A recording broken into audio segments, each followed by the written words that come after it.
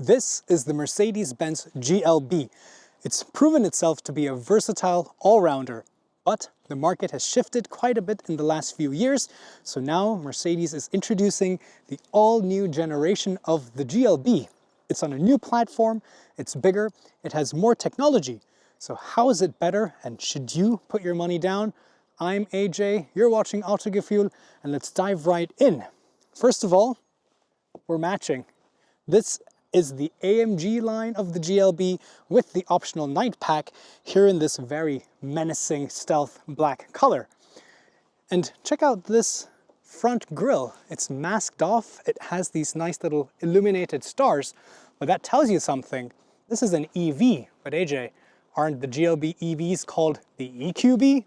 Well, now on the new platform, they're just standardizing the nomenclature throughout the petrol hybrid and the EV lineup, so they're all just called the GLB. But yes, along with these lights, you also have an LED strip that runs along the top, AMG line bumpers with a little bit more aggressive design for the lower section, multi-beam LED lights with that nice 3-spoke star daytime running light in the middle. Here it is in all its glory, the Cosmos Black Magno matte finish black paint. Really menacing. What do you think about this color? Put it down in the comments below. Now, we spoke about this being on a new platform, right? So it is bigger. It's 4.732 meters now, so it's grown in length. But most importantly, the wheelbase has also now stretched, and the punch for the rear door is also much bigger now. This means two things. One, the rear seat, or the middle bench rather, has more leg room because the wheelbase has been stretched, so there's more space here. And the second thing is, because this rear door is now much larger, getting into the third row is also easier. So yes, you can have this as a 7-seater even in the EV version. You can also see these really cool black AMG 20-inch wheels. So you get adaptive suspension. Interestingly, on these 20-inch wheels as standard. Flush door handles, plenty of cameras all around. There's a whole array of sensors and camera for the ADAS systems, and we'll talk more about that later on. Coming to the back, this is a little bit different from the previous version. This design, it's got this vertical L shape, and then you have this horizontal light beam across. Like we saw in the front, you have these Mercedes 3-pointed star logos built into the LED strip. So I think it looks pretty neat. Also a very neat little spoiler on the top. Of course, very boxy, very baby GLS. So not very aerodynamic when it comes to being an EV, but I think the practicality is why people buy the GLB. And another interesting thing you might already notice is this says 4MATIC. That's the 350, so this is the top of the range electric version with, as you guessed it, 4-wheel drive. One motor on the rear axle, one motor on the front axle. We'll talk a little bit more about the combined output, but in this top spec version, now you can also tow 2,000 kilograms, so pretty much a full-sized caravan. Pretty cool if you ask me. You can have the GLB with 2 battery packs, a 58 kilowatt hour or an 85 kilowatt hour net, mind you. And this is on an 800 volt system architecture, so you can charge this with up to 320 kilowatts DC. So that's pretty incredible compared to, say, the Audi Q4 e-tron, which is on a 400 volt architecture. This being the 350 4MATIC, you get a 260 kilowatt max system output. So 0 to 100 kilometers is in 5.5 seconds. Top speed is limited at 210 kilometers per hour. But again, with that charging capability, you can put 10 to 80% in 22 minutes. So that's about 260 kilometers of range that you can top up in just 10 minutes. Here is the key fob. But of course you have keyless entry, so keep it in your pocket. You approach the car, and then it unlocks. The flush door handles pop out. Yes, flush door handles, I'm not so sure about these. They've been around for a while. They're going away now, so if you didn't like them, that's good news for you. But I think as far as flush door handles are concerned, this doesn't feel that flimsy, and the door closing sound is also pretty robust. No shimmy or shake along this beading here. Now the door is also really wide, even for the front door. Soft touch materials up here. soft materials down here as well. Really bright interior. I like this kind of wood effect inlay around here. As with Mercedes, you have the seat controls here, but these actually move a little bit. So they click and they move, even though they're one piece. I think this is much better. And we've seen this for a while. What I don't like are these. Come on, Mercedes. So these are the window switches for the front, and if you want to open or close the rear windows, you have to toggle this button on and then control that. I don't like that. I have this kind of OCD habit when I'm driving my car.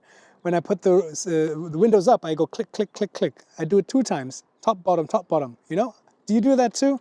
Now, I couldn't imagine doing that here. I'd have to keep toggling the switches back and forth. But anyway, take a look inside. First thing that really grabs your attention, of course, is that huge super screen. And we'll talk a little bit more about that. 3 ginormous screens right there in the middle. And another thing that probably takes your attention is this lovely white and black interior. You have different upholstery and material options. This is the leatherette, the Artico, and this has a kind of artificial suede material here in the middle. I think overall it looks really nice. It feels really nice too. And look at that floating, cantilevering central console. So a lot to talk about in this brand new interior. Let's get inside. SUV stance, higher ground clearance, taller body, so getting in is really easy. And yes, a couple more exciting things to talk about on the steering wheel as well. First thing I really like about the steering wheel is that we see the return of physical rollers here for the volume control and a physical switch for your adaptive cruise control setting. So really great to see this. If you remember in the previous versions of Mercedes steering wheels, these were kind of touch sensitive sliders. So I'm so happy to see a return of these buttons, and this is also an industry trend now, so thumbs up for that. Of course, we also have a digital instrument cluster. You can change the view, you can have, for example, the map, lots of different customizations and personalizations.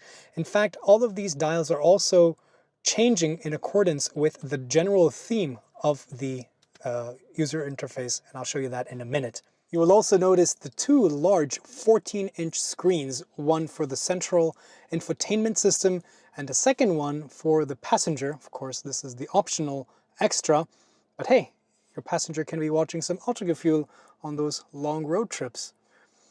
This is actually really slick. They have really invested a lot in the technology that goes behind this, and in fact, all of the GLB variants come equipped with the same hardware and the computing power.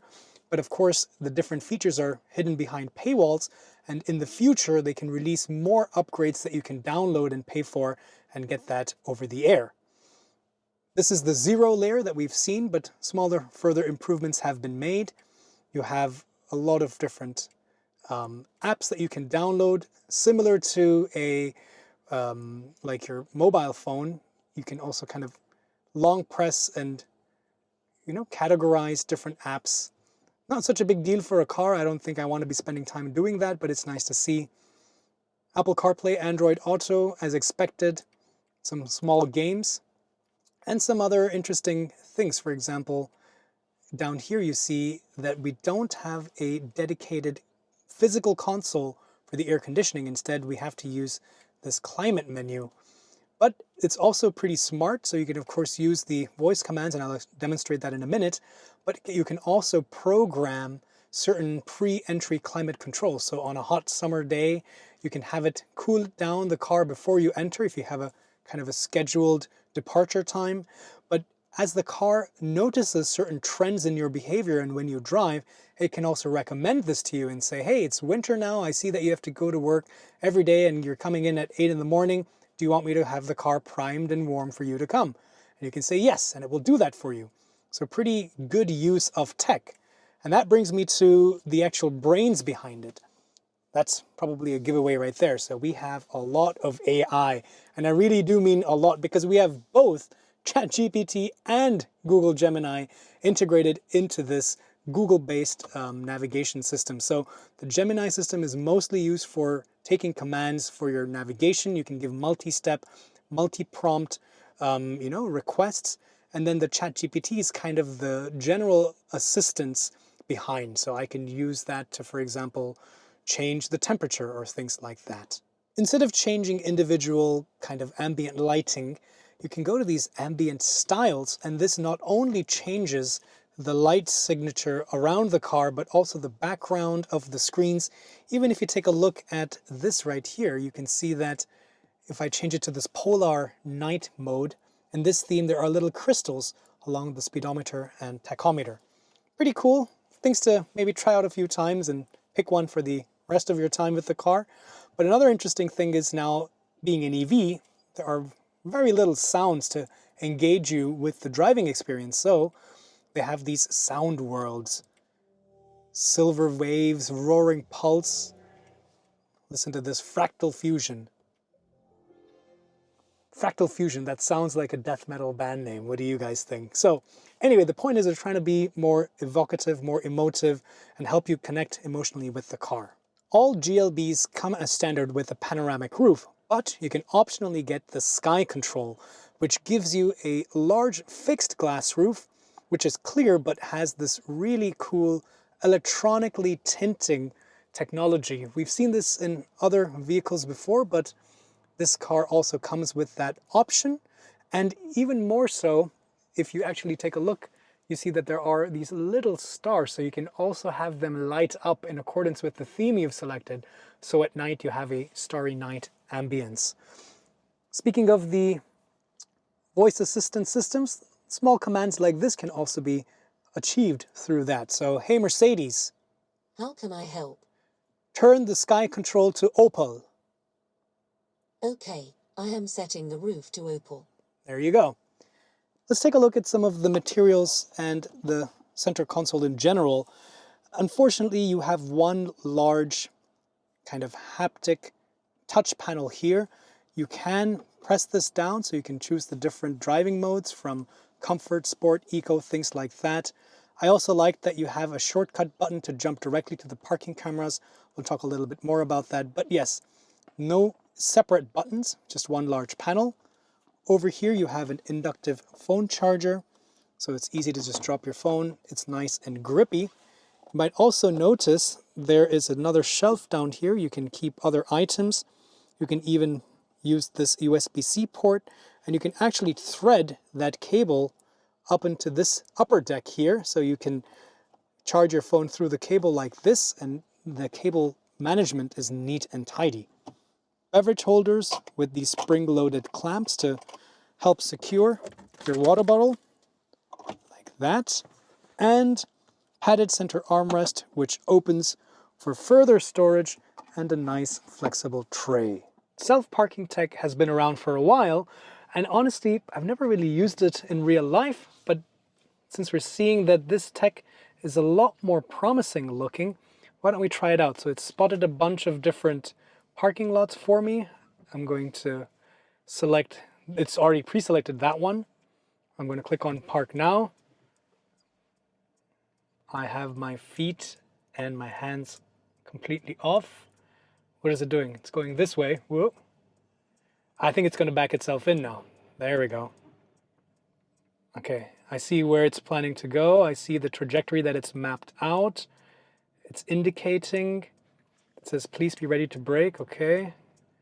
I have my foot on the brake. I'm not pressing the brake. I'm not pressing the brake. In fact, I didn't touch anything. Process finished. Ta-ding! It's like one of those level complete video game sounds, but that's impressive. It's a nice to have.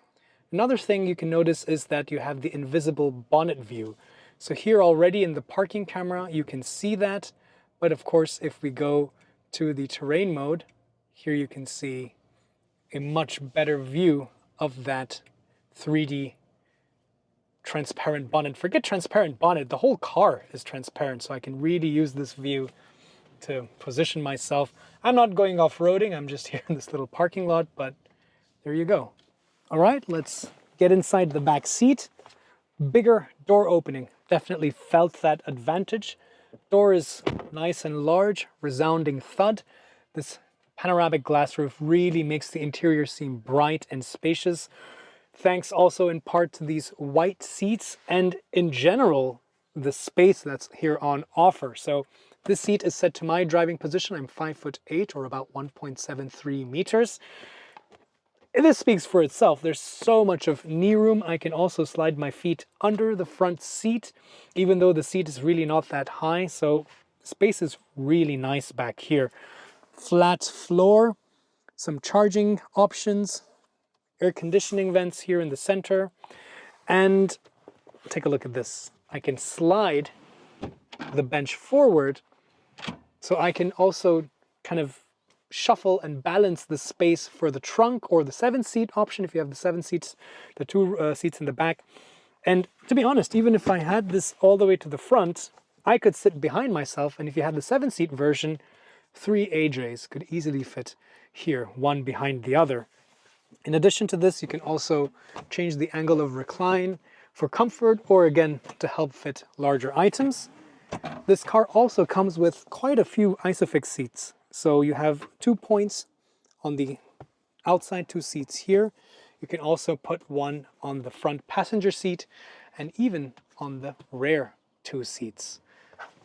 You have a center armrest with some cup holders and a place to keep your phone. A small net here on the back of the seat. This material is a bit hard, but it's not too bad. And overall, the middle bench, or the middle seat in the middle bench, is not too bad. It is a bit stiff back here, but on the whole, practicality. 7-seater, definitely you can use this. All right, let's take a look at the trunk. Now keep in mind, there are different trunk capacities depending on the actual seat configuration. Here in the 5-seater, it's 540 liters. This area here with the seats up. In the 7-seat version, because you lose out on all of this useful cargo volume, it's 480 liters.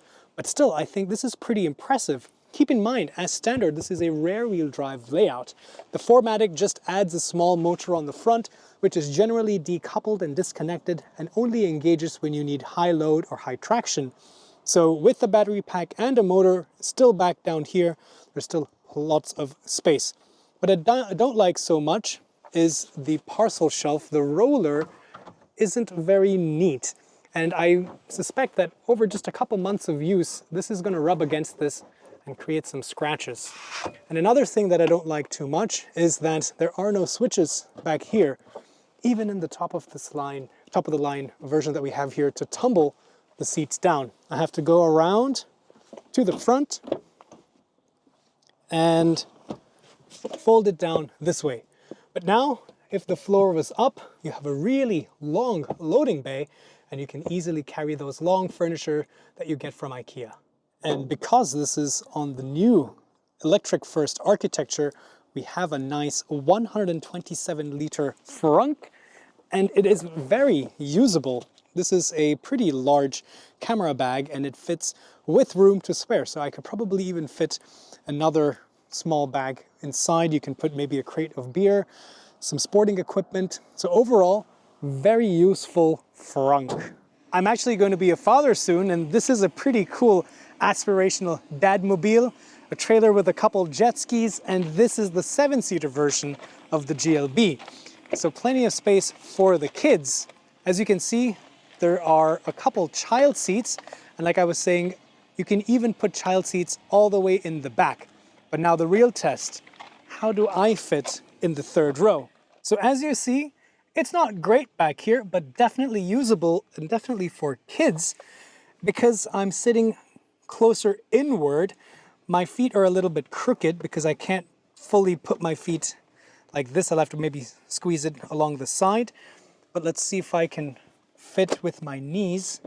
If I pull this all the way back here, yes, actually, my knees are not pressed up against this. If I even recline the seat further back, it's not a problem. So in a pinch, I could sit back here, but for kids, definitely. With the 3rd row up, how much space do we have left in the trunk? Oh boy, not a lot for sure, not a lot, but at least you can fit a couple, maybe grocery bags, a couple soft bags like backpacks. And let's not forget, you can actually mount a roof box, even on top of that glass roof. The roof rails are functional, so you can load that up. The tow bar can also take some load if you want to put a cargo box over there. So there's ways you can make this more practical. All right, welcome to AJ's Driving Lounge. We are here on the highway in the GLB EV. Let's test out some of the driver assistance systems. Keep in mind, this is level 2, and with over-the-air updates, they can even increase this capability. So I'm going to turn on the assistance system. I've double-clicked the button here, and now it's maintaining the lane, checking the distance with the car in the front, looking at traffic signs, and also using the topographical information from the navigation and so on and so forth. You see now this car is merging, it's braking automatically. So it's taking all of this into account to not only drive me comfortably, but also efficiently to try to keep the best EV range so that I reach my destination with plenty of range left. So a very intelligent system. It's got a really sophisticated brain. In fact, we can take a peek into what this brain is thinking. If I swipe right here, I can see what the car is seeing. I can see that, okay, it's understanding where the lane ends, that this is a solid line, this is a dotted line. It can even see the lane at the end. It knows the cars around it. It's aware of even the car in my blind spot. It sees that much before I do. It also has now detected that the speed limit has changed, so I can just double tap and now it will increase the speed for me. So it's a really smart system. I think Mercedes has definitely, been at the cutting edge of ADAS technology, and now the GLB has that latest suite of tech as well. So not just the MB.OS for the MBUX, but also these new assistance systems, definitely very state-of-the-art. The interior now, let's talk a little bit about the sound insulation. I think it's really quiet. So in an EV, you don't hear the electric motors at all. So unlike an ICE engine, there's no drone or vibration that's coming in. So I do hear a little bit more of the tire noise, but it's only because there is a lack of any other noise that I do hear a little bit of the tire noise. We're at about 110, 120 kilometers per hour. And even at this speed, the sound insulation is really good. I don't hear much of the wind noise at all, and even the tire noise is really well subdued. So that rumbling roar that you get from wind turbulence, especially in the undercarriage, that has been sorted out really well. It's also generally comfortable in terms of the seating. These seats are a little bit on the narrower side, but somebody of my build, I think it's not too bad, but I would recommend you take a test drive and see how you fit and how you feel. Of course, different material options, but I like this material because, there's a lot of grip and I don't slide around too much. Again, this assistance system is really great. I can even just indicate that I wanted to change lanes, and if I keep my hands on the steering wheel, it will change the lane for me. So it also has that extra added layer of safety, and because it's an EV, it accelerates also really quickly. So it finds those gaps in the highway really easily. Other than that, the visibility is also really good, although I must say these mirrors on the side are a little bit on the narrower side. They also taper off, so I don't really have a good view out the back. I wish these mirrors were a little bit bigger, because this does feel, and is in general, a sizable car. It's not as big as the GLE, of course, but it's about the same size as the GLC, and I think these mirrors are not large enough to really get a good, confident view out the back. The inside rear view mirror, on the other hand, is pretty good, and because you have a tall, upright windshield at the back, I have a good view out that way. But of course, with these assistance systems, the car is taking care of all the heavy lifting, and it's got its eyes peeled for any obstruction, so it's giving me that safety net and that confidence to go on long drives. And even if I might feel a little bit of fatigue, the car is there to keep me in check so that I'm able to reach my destination safely. All right, we've been driving on the highway for quite a bit now, and we're seeing numbers of around 19.6 kilowatt hours for 100 kilometers in terms of consumption. This isn't great. I think we can get better numbers. Of course, most of this driving was on the highway and in the city We didn't drive too much, but so far it's a fairly good indication. I would expect a realistic number of around 16 kilowatt hours for 100 kilometers, and with that, with an 85 kilowatt hour battery, you should expect a realistic range of combined highway driving, city driving, maybe even a little bit of a spirited drive on the country road of about 530 kilometers. But let's keep an eye on this, and I'll circle back to you at the end of the video. So we saw that the GLB on the highway is planted, it's comfortable, the suspension with this adaptive damping system is really compliant, irons out all the undulations, and of course that heavy battery pack, low center of gravity, and the wide track, the long wheelbase. In general, very sure-footed. But does that translate to the city streets? Well, I found myself in a little village here on the island of Mallorca. So let's test it. What I really like about Mercedes in general is also that they really pay attention to their speed limiter function. A lot of people get confused when I talk about this. I'm not talking about the traffic sign recognition, I'm not talking about the cruise control, but the speed limiter. So I can click and select that here and double tap to set it to the speed limit that it has identified. And now it's going to make sure that I don't cross the speed limit, but I still have the ability to slow down because there's pedestrians, there's cars parking, there's dogs running around. So I don't want cruise control, but I want to make sure I don't break the speed limit. And this is ideal for that. Another thing that really helps in city driving is the auto setting for the recuperative brake. So instead of choosing a low or a high setting for the regeneration, I can just leave it as automatic.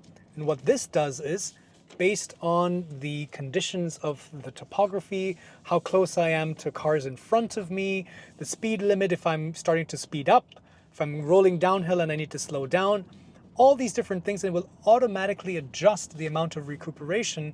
So it's basically braking for me. As the streets get narrower and narrower, you can also see that despite being, a little bit bigger than the previous generation, this is definitely not a difficult car to drive in these little streets here. So overall, I would say that for small European towns like this, the GLBs still can manage.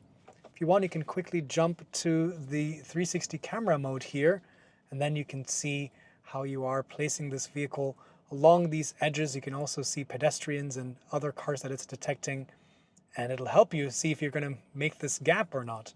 So overall, even in narrow little city streets like this, the GLB is able to squeeze itself through. There's reasonable visibility because I have a pretty tall windshield. I have a pretty tall windows on the left and right. So overall, I'm able to kind of place myself in these narrow lanes really well. And here as well, I feel like these rear view mirrors are a bit too tight.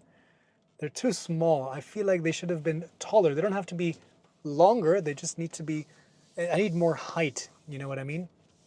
Because I feel like that taper is really taking away quite a bit of real estate from the visibility. And sure, I guess you can use the cameras, but I think if they had fixed that, then it would be near perfect.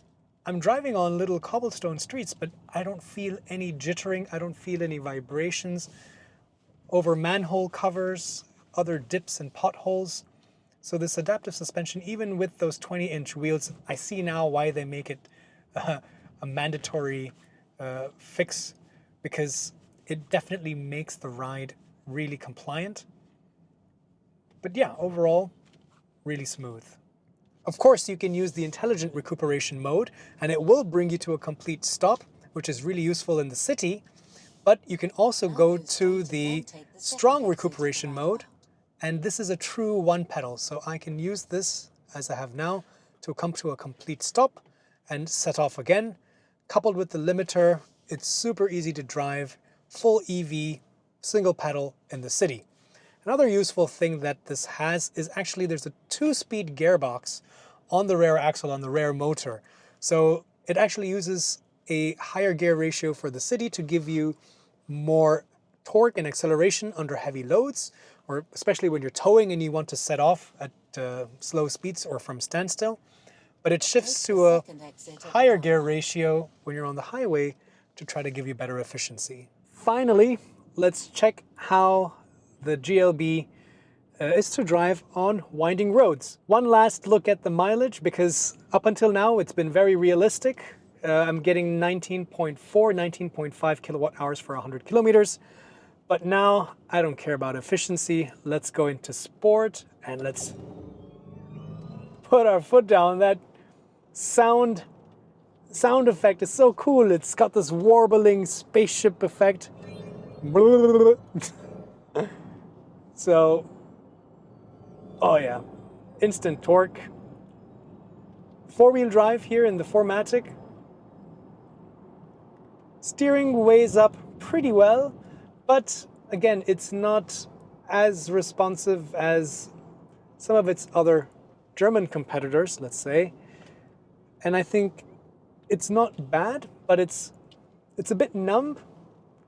There's plenty of traction. I feel plenty of grip. It turns in really positively. I don't have to make too many corrections. It holds the line that I want it to hold very confidently. The adaptive suspension here in the sport mode also maintains the body roll, or contains the body roll rather. So you can hustle it down a mountain road like this. And those regenerative brakes don't feel spongy or mushy. Gives you reasonable confidence. This still has 4 disc brakes, so you know that there is a fail-safe with really capable friction disc brakes if you need them. But that acceleration is definitely fun. It's not as blistering as maybe, say, a Model Y Performance, but it's not trying to be. So for what it is, I think it's definitely fun. The GLB EV starts at around 54,000 euros, but the 350 4MATIC AMG line with all the bells and whistles is easily 64,000 euros. That is really expensive. But there are some pretty interesting leasing offers going on right now, so be sure to check those out.